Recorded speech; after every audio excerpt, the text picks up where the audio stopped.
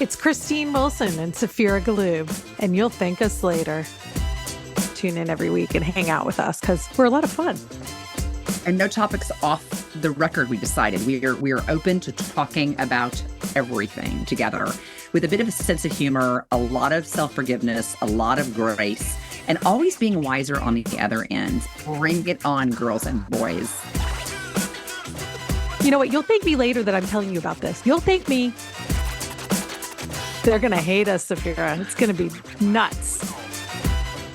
Hey, good morning. How are you? Good morning to you, man. It was so nice for you to come over and meet my parental unit yesterday. Your cousin. And my cousin, our number one fan. You came over and met our number one fan. I loved that no matter what we talked about, she's like, oh, remember in that episode? And she really is number one fan and like such an interesting person to talk to. I was like, I had 20 minutes to take in these three really interesting humans. And I was like, this is not enough time. So I want to have them all on the podcast.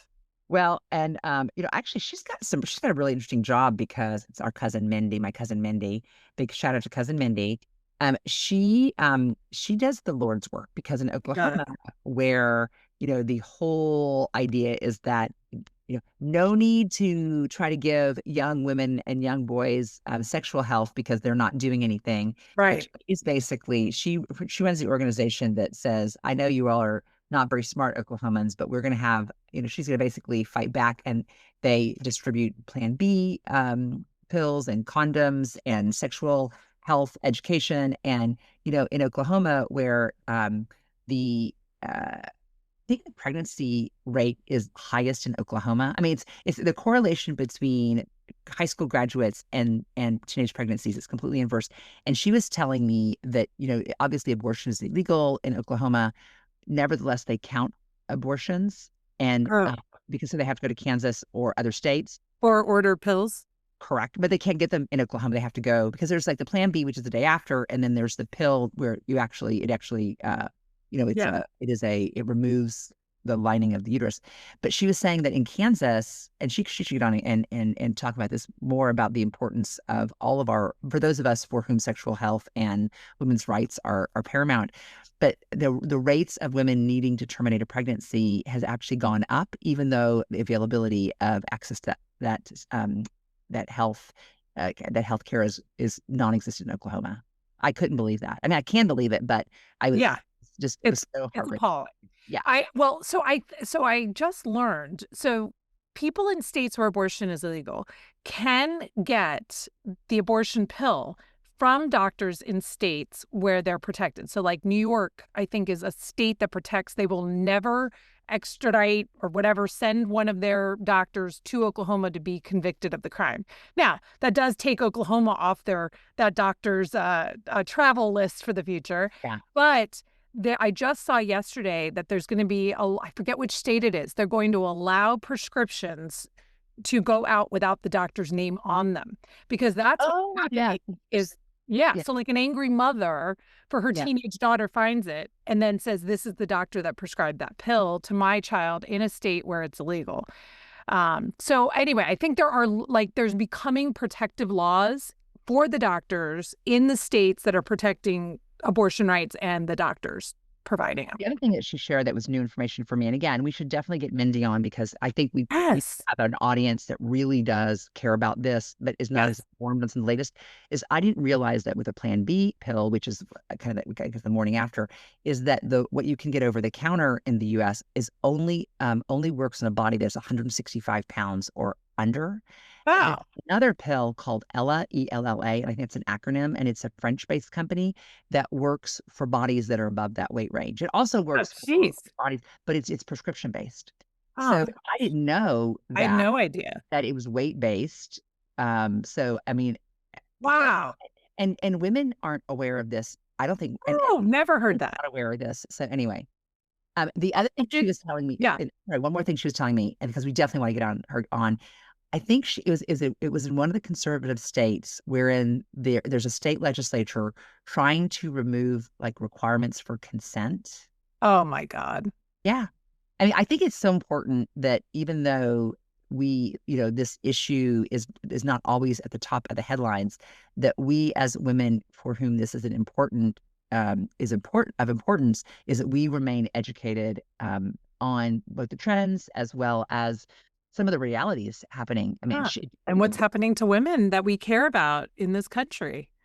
so I we definitely need to get her on to educate our audience on that. I did mention to her, I said on one episode a long time ago, I said to Saphira, should I go down to Oklahoma and drive people to Kansas? Like, just drive people that need abortion care. I will be the driver. I mean, I would love to be arrested for that. That would just make my whole life. Yeah.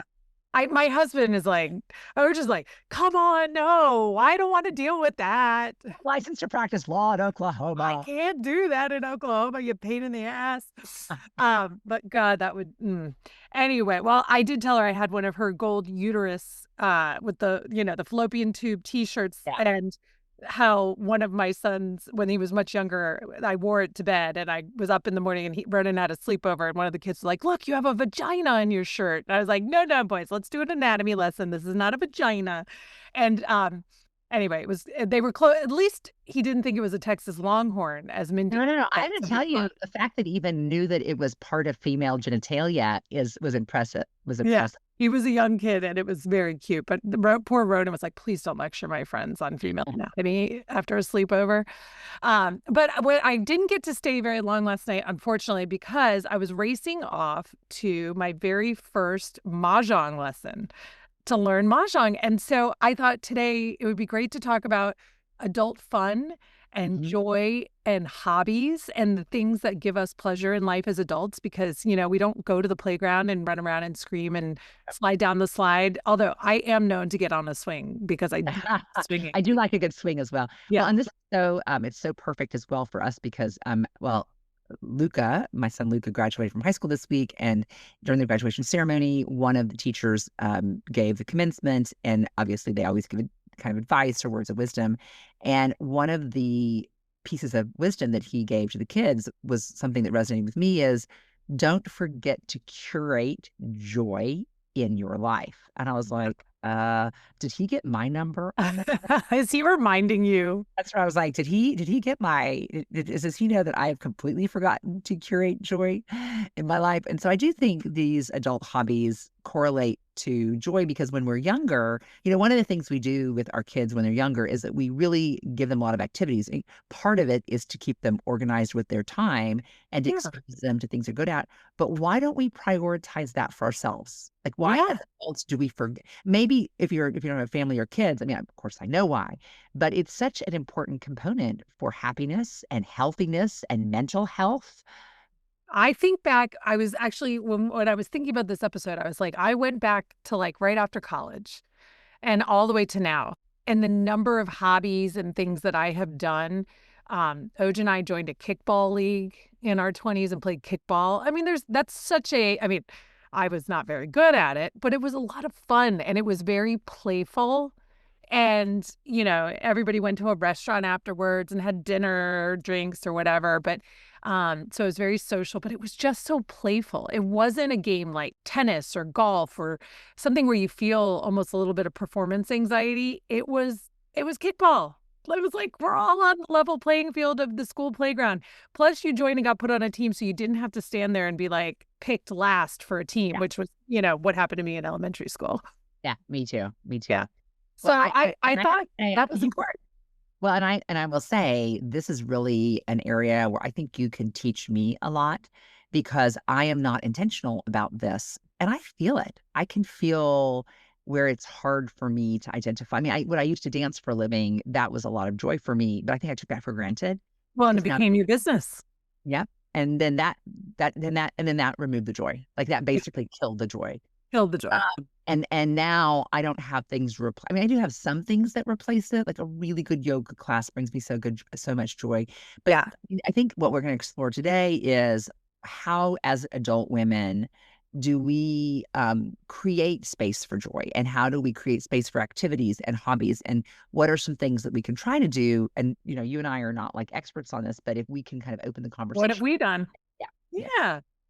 I love that. I mean, I would say I am much more. So I actually think you met Karen Coltrane. We had her on as a guest.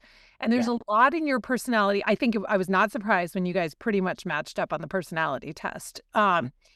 You both, when I have conversations with you, your lives focus primarily around work and then your immediate family. And the other things are not necessarily part of the joy conversation that, I'll say like, oh my gosh, I went out and I saw this play and I did the blah, blah, blah, blah, blah. And Karen's about to retire. And I said to her, and she's already talked, she's like, I'm going to start this consulting business and I'm going to do this other business. And I think one of the businesses she's going to start will bring her some joy because I think it will be more hobby based. But I said to her, I think it's time for you to find anything in the world to do besides work. Work has become your entire self-worth definition, your entertainment, your everything. And I was like, and so, unsolicited advice to Karen Coltrane. I don't know if she'll take me up on it, but I was like, I think it's time to find some things that bring you joy. When she watches TV, it's all the news. When she listens to a book, it's all like nonfiction, self-help, informational.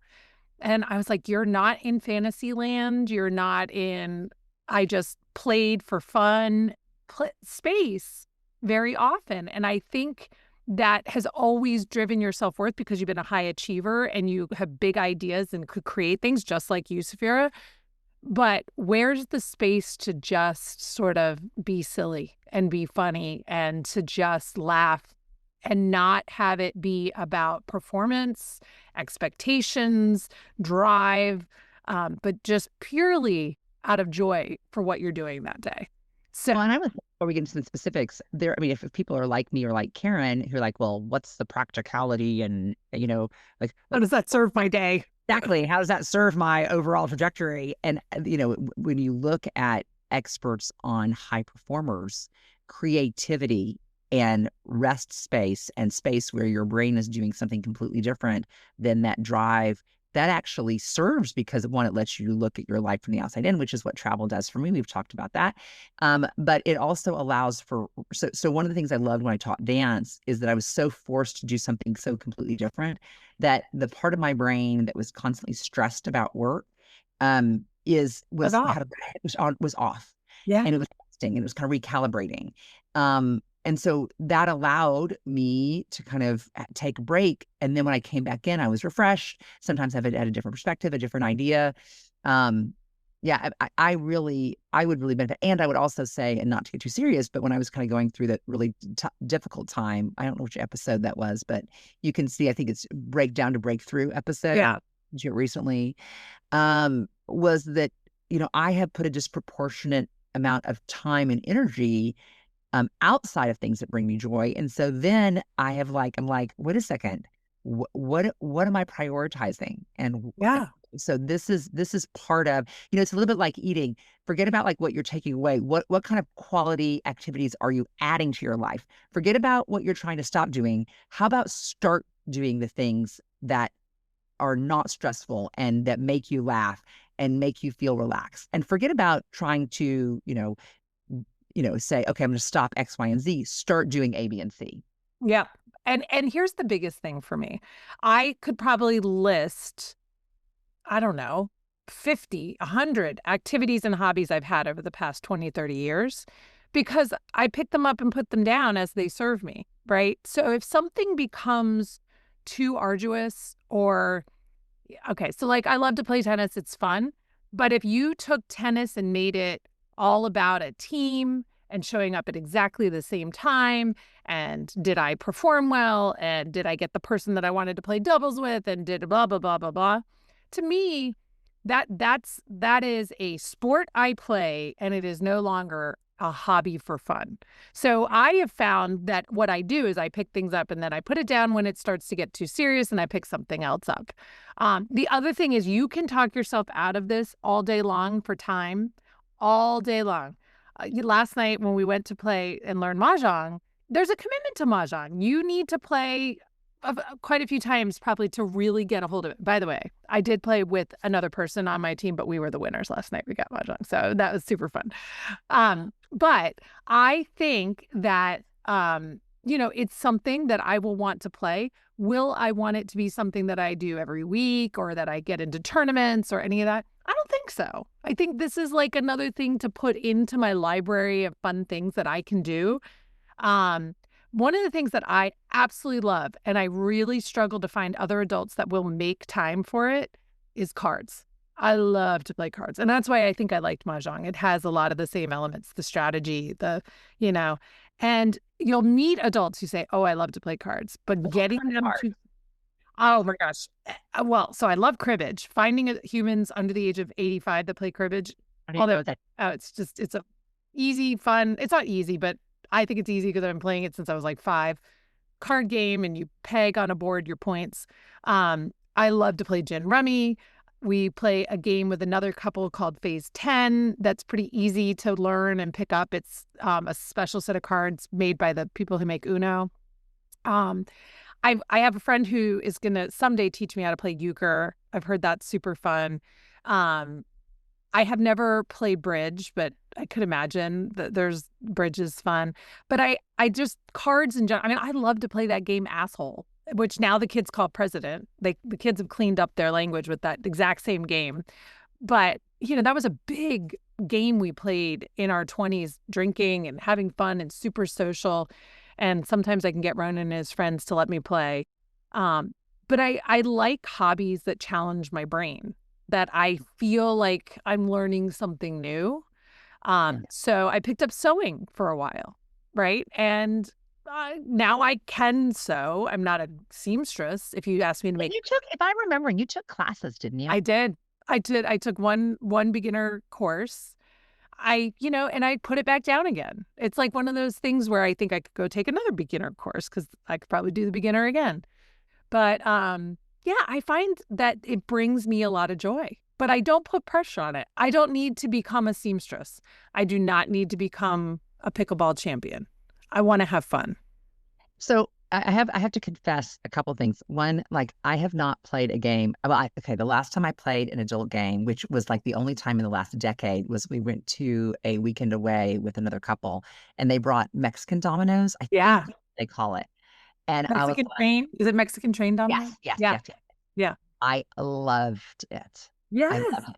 But what's interesting is that I would not initiate it or organize it. Yeah. Also think that that is something, that I struggle with is that, because I have to initiate so much in my professional life, it's hard for me to initiate creativity in my personal life. I mean, Yeah. that's kind of a realization I'm making. Like, if I invite people over for dinner, it's a forced, okay, I invited them, and then I get to do what I love, which is throw a dinner party. But to initiate fun and creativity, that doesn't come naturally to me. And so I either need to make sure that I have people in my life like you who are kind of bringing that to the friendship and the activity lineup, Yeah. or I'm going to have to be like, all right, what's the creative thing we're going to do? And I'm going to have to make myself do it. But I'm terrible at it. Like it's such a weakness of Yeah. mine. We found a couple that we're friends with, a good friend of Oju's from college that like to play cards, and we never plan ahead. It is usually the day of or 2 days before. It's a text that goes out to all 4 of us. Anybody up for cards? And one day we were like, yeah, we have a basketball game at 9 that we have to go to for Ronan. All right, come at 6. We'll play cards for a couple hours. They made dinner. We played cards. We got out of there, and so I've learned that the impulsivity of it and the fact that it's not that has made it possible. Now, how many times have we done it? Let's say 4 times in a year and a half or 2 years, 5 times maybe. Not crazy amount, but enough that it now there's no surprise when we text Right. about it. Right. Well, and I've always also been very impressed with you because I mean, I know your book club, that's just code for let's get together with the same group of Yeah. friends and let's Haven't picked a book. yeah. So we are about to hit 21 years, and we have not picked a book since like the second or third month. We talk about books, but we don't pick a book and make Right. everybody read it. Yeah. And, people have moved away. I think one person had a kid when we started. Now we all have kids and going to college and graduating high school and all sorts of things. Um, and we just take it, and also people live all over Northern Virginia now. I mean, we're talking long drives. And we just really hold it sacred. I mean, there are some of us that are like, this is too long and too valuable Yeah. to let it go. Even if I only make it to 6 out of the, we do 9 a year. We take the summer off and we just know it's not going to happen. Um, but yeah, I mean, just shoot the shit. See hey, somebody redid their kitchen. You get to go out and see their house. And I don't know, the other day we were just talking and laughing about how we used to drink like 8 bottles of wine, among 8 of us, or however many there were. And now it's like there was maybe 2 glasses of wine total, drank in so I mean, we're aging, but it's really nice. Or we're all on GLP-1s.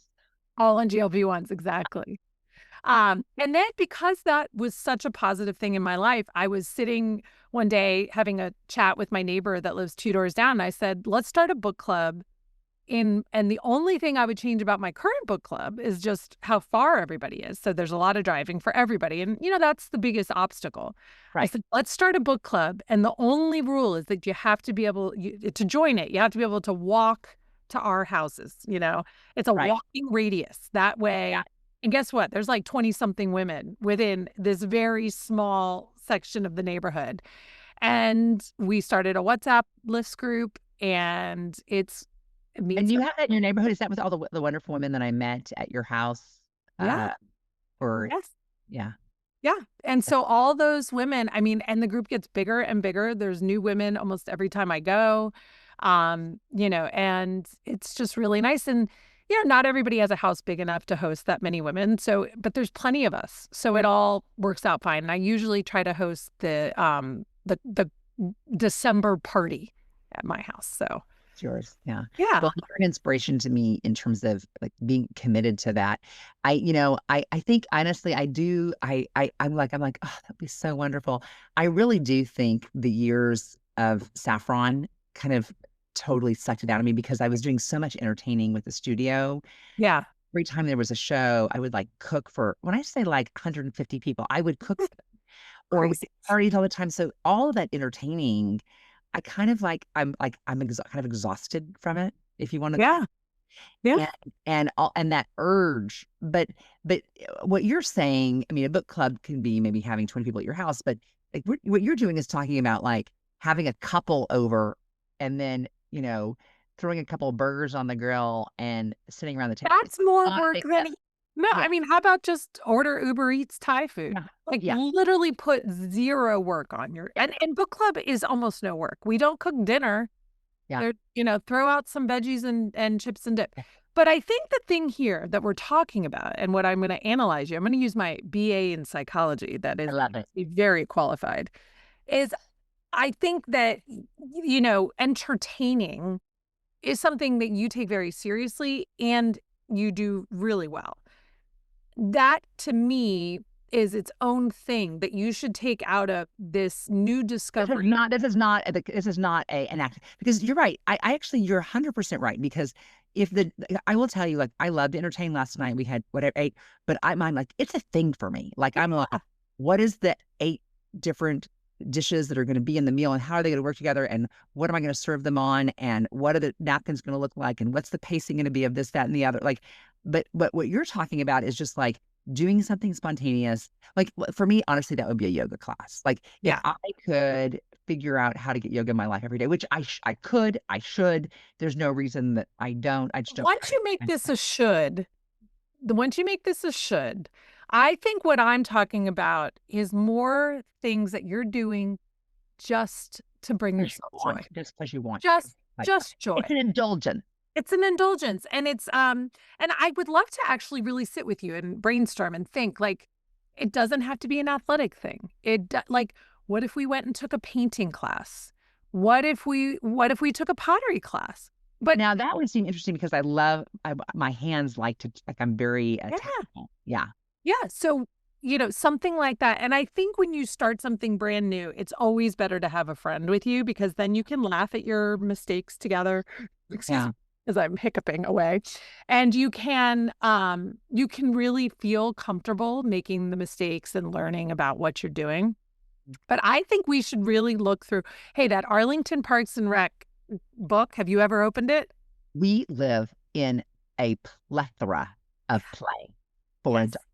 Now, you do have to plan, but we live in a plethora of play. There's no reason. I mean, honestly, I've always kind of wanted to dive into some of the cooking classes where I just show up and they teach me something Yes. new, all of that stuff. Like, So Oj and I just did a cooking class. I did it. I gave it to him as a gift. We had such a good time. I mean, most of the time it wasn't complicated because it was about breads and Oj just makes breads. I thought maybe he would just learn something new, but pretty much he could have taught the class. But I think he got to ask a couple good questions, and I and don't know shit. you did it together. You did it We did it together. together, yeah. But I think you and I should definitely go through and look at some of the more playful things. I mean, here's something that absolutely love and I have never done. I love ropes courses. Love them. I love being scared to go down a zip line. I love all of that. There's a ropes course 1 mile up the road, Are Saphira. you kidding me? No, at Upton Hills. At the Upton Hills. Yeah. Do you know that I've never done a ropes course? Okay, we're gonna do a ropes course. I think we're gonna actually strap microphones on us and do a ropes course and see how we do.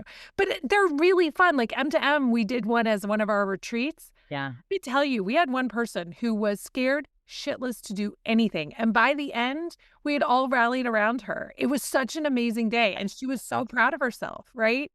To me, that's kind of like the ultimate play. I do think that they say, people bond when their adrenaline goes up and when they experience these very extreme feelings in their bodies. So they say like one of the absolute best things you could do on a first date is go to an amusement park, right? Go on a roller coaster. It's very bonding, that those extreme feelings and emotions that you have to go through. So I think that that could be a really fun thing to do. Well, I'm going to be an empty nester and my husband's going to be moving to Spain soon. So You've got plenty of time. I'm going to be like, well, what am I going to do? And honestly, I'm going to be able to like reinvent. Maybe that'll be like how to find a joy company or something for adults. Yeah. I would Yeah. love, I could just monetize that. Oh my goodness. I mean, one of the things that I find also brings me the most joy is just quiet time to sit and listen to a book and just be very quiet. So you not everything has to be big and loud. Do you read fiction? I like to read fiction, but again, all of these are like things where I can really improve, but I will not just sit down and read a book is like I have to be far away from all my obligations because my brain, probably like Karen's, is Yeah. like, what are the 10 things I should be doing over the next 2 hours? Like So that is what you've got to take reading out of your it's an indulgence list. It's got to like and here's the other thing. When I switched from paper books to listening, it allowed me to listen at all times of my life. So you could start when you're driving. You can start when you're putting on your makeup. You can start when you're taking your bath. And instead of answering emails and trying to right. get a Your conference brain is call. focused on something else, but you don't have to actively be involved. It's not like you're not having to sit. You can actually be. And I will say for me, if I'm kind of because of the ADHD, probably undiagnosed, but Yeah. probably like a case book, is it like, let's say I'm, organizing my closet or something like that, or I'm cleaning out a drawer. If I actually also have something going, if I'm listening to something while I'm doing that, that dual track of making those decisions while my brain has Better. that's a real like that is actually one, it's enjoyable, but Yep. two, it's kind of it plays against each other. So the brain is not getting too stressed out about task Yeah. one or task two. It's like both task one and task two are it's also like why while I'm watching a movie, I like to plan a trip, like Yep. research hotels, like, and that drives my husband absolutely crazy. Yeah, I'm the same way. I'm always doing 2 things at the same time. But I really would encourage you. There's a couple ways that you can listen to books. I use Audible, which Yeah. is the way to spend money to do it. But you can do Libby, which is Right. your library. And then there's a couple other apps that connect to your library. So then they have digital copies of books and for me, I'm so impulsive. When I want to read the book, I want to read it right now. I don't want to be number 17 on the wait list for the book.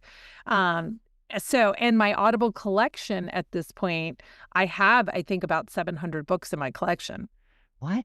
Yeah. So, I think if I had some good like I get overwhelmed by choices, and if someone just says read this, do this, that works the best for me. Like I'll if make a list of a couple, like just just five read just of my one, absolute favorites. just one, just start with this, just start with this book. Yeah, well, I have these phases where I'm like, I can't do anything World War II, Nazis, drama, sad, and then but some of the best books I've ever read are World War II, books, but like right now, I'm in a mode where right now I'm going back to one of my favorite authors who I haven't read in a really long time, Richard Russo, and he wrote hold on, I'm just wanna make sure I tell you the right name of the book because he wrote a really famous book that Empire Falls, and it was made into a movie. And if you haven't seen the movie, it's fantastic. But Empire Falls was a really great book. And I was doing that whole thing the other day. Like, I have nothing to read. Everything's crap. I don't want to read a beach, novel that's light and stupid. And then I was like, what authors have I loved in my lifetime that maybe I haven't read their full catalog? Yeah. And I was like, duh, I've got like Ann Patchett, who, oh my gosh, that would be one of the books I would give you. It's Tom Lake, so good.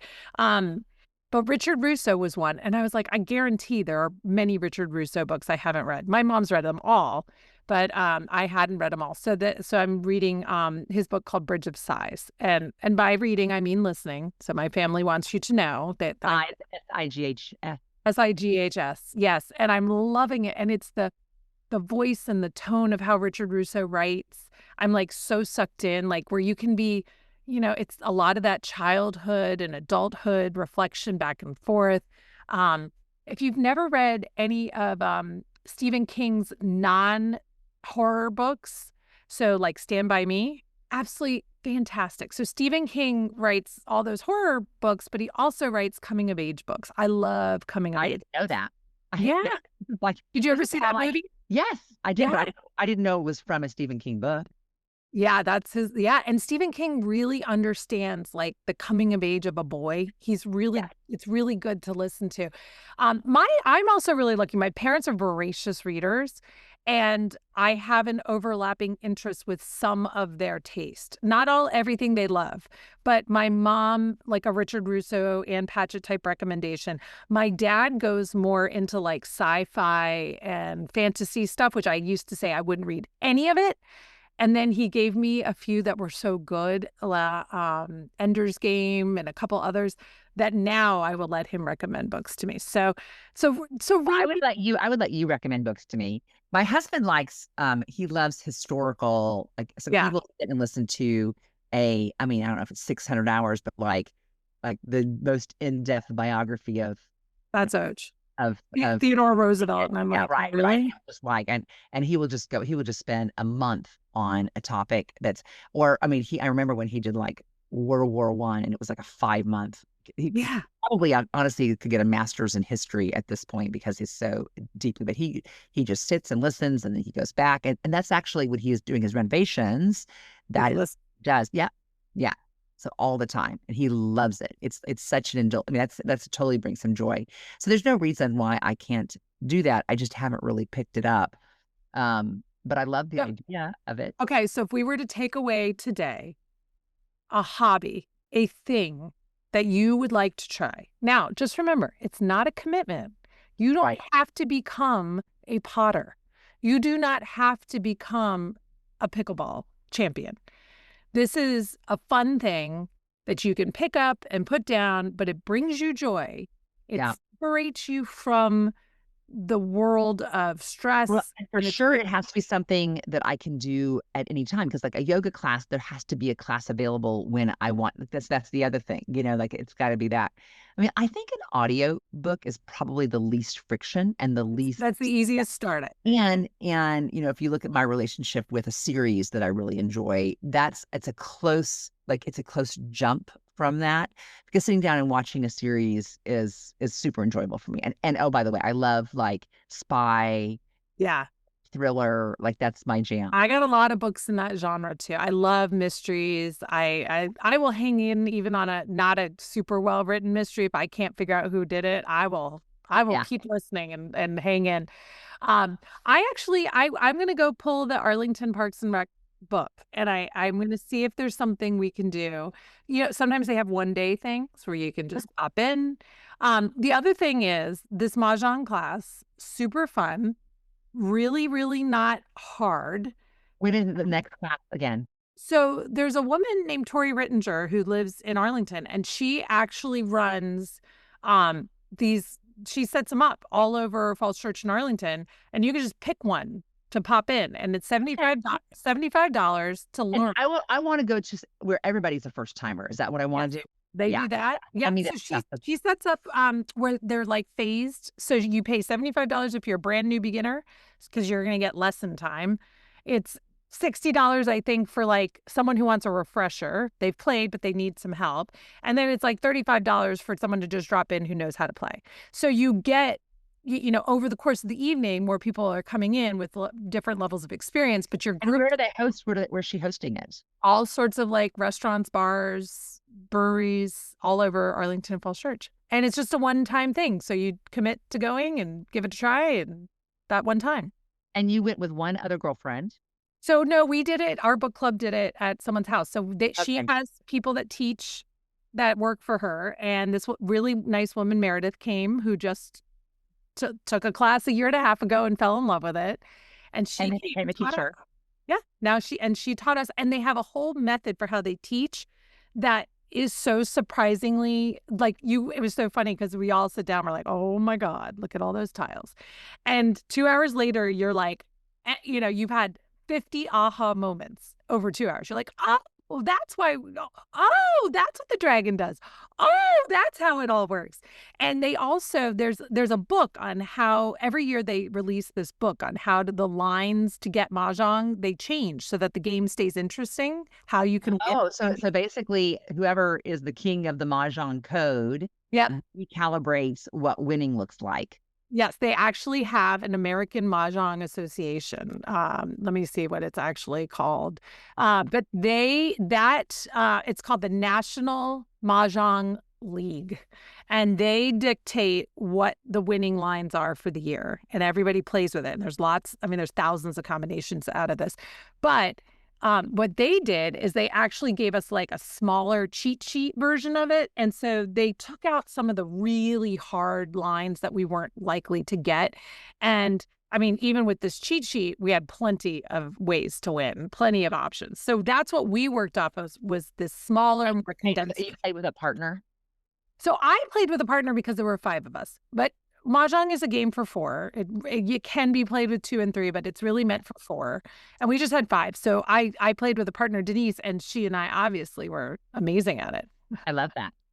Yeah. I love So it. I hope that this does not, for me, this is a hobby I would like to make sure I follow up on. But you and I are going to find something fun. I would love to show you Mahjong and go with you because I'm basically still just a beginner. So I have just enough information to sit down and tell you what the tiles are. Funny. Well, you're already ahead of me because you understand the importance of prioritizing joy and prioritizing activities, and you lean into that.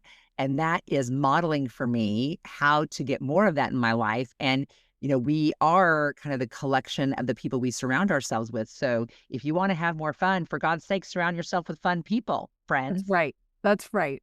And I will seep my joy and my joy seeking into you. All right. So the book I'm going to give you to read, I'm trying to think of what I really, my book of 2024 was Ann Patchett's Tom Lake. Omlake. Well, I'll just go download it and we'll call it good. Yeah. So Ann Patchett, Tom Lake. Now, is that going to be my best recommendation for you for all of your interests? Maybe not, but I really loved that book. I don't know anyone who didn't enjoy it. I think Ann Patchett's an incredible author. And yeah, I would love to have a whole episode where we just talk about books because I could talk about books for days. We should have. You're like where you go to. There's not one topic where your well is not deep. Oh, and no, that's not true. That's not true. Yes, true. That's a true story. Well, nonfiction books, I'm not so great. Unless it's Malcolm Gladwell. Do love a Malcolm Gladwell book. Do you know him? I mean, I know of Malcolm. Like you wrote Tipping Point and but I haven't read. I'm not well read. Put every Malcolm Gladwell book on your list. Oh my God. They're so good. And if you listen to them, he reads them and he has the best voice. He has a podcast called Revisionist History that is so good. You could start with Revisionist History. He goes back and looks at things in history through a new lens. I mean, literally episodes, what best episode, Saphira, He looked at why they why they changed the recipe for McDonald's French fries, and they became less good. And it was all because of one guy who was on a mission with a whole bunch of wrong information that changed how everything happened with trans fats in the United States.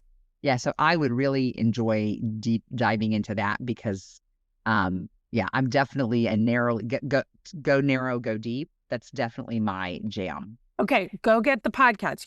Do you know what the podcast app looks like on your phone? Yes, Christine, because that's It's right purple. later. Okay, good. All right, after you navigate away from our podcast, you're going to go type in revisionist history. Because right now our podcast is one of the only ones I listen to. The only one followed, I'm sure. Okay, I do. Okay, you're right. I do listen to other ones, but very first episode, because his more recent ones are about they're a little bit different. I want you to go to the really beginning. Okay. You are gonna love it, and I bet Gio will like them too. Yeah, no, this is great. Look at you already bringing I'm so excited joy to my life. I love it. I love it. Well, I'm Great. off to one of my joys today. I'm off to the beach, and there's nothing like the sound of waves to make me happy. So I'm gonna go pack. Enjoy your beach time. I will be here taking a walk and listening to my new podcast recommendations. And no taking conference calls on that walk. No, ma'am, not No. gonna happen. Joy. I want you to smile the whole time. Joy. I love it. I love it. Well, you bring me joy, and this time every week brings me joy. So thank you for that. Ditto for that. So, but more exploring on outside. So when we can't be together, I can explore and find joy and bring that back to our time together as well. Awesome. Have a wonderful day.